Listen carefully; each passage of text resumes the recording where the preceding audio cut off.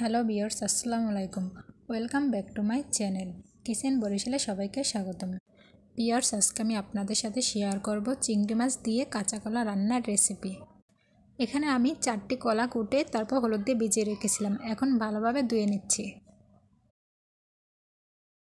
প্রথমে একটি হাঁড়িতে তেল দিয়ে তার ভেতর দিয়ে দিচ্ছি পেঁয়াজ কুচি, রসুন কুচি, কাঁচামরিচ কুচি।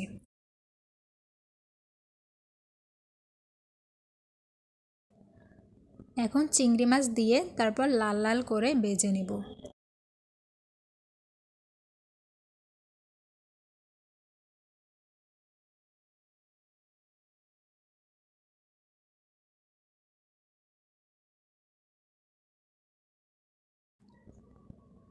এখন অ্যাড করে দেব পরিমাণ মতো লবণ, হাফ চামচ হলুদ গুঁড়ো, হাফ চামচ জিরার গুঁড়ো।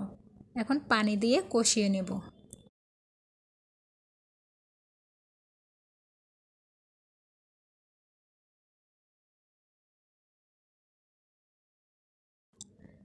এখন কাঁচা কলা দিয়ে কষিয়ে নেব।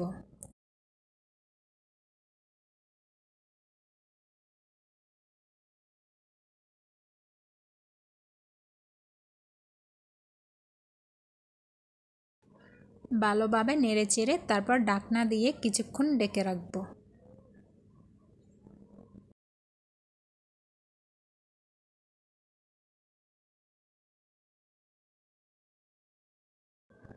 কষানো শেষ, এখন পরিমাণ মতো পানি দিয়ে দেব।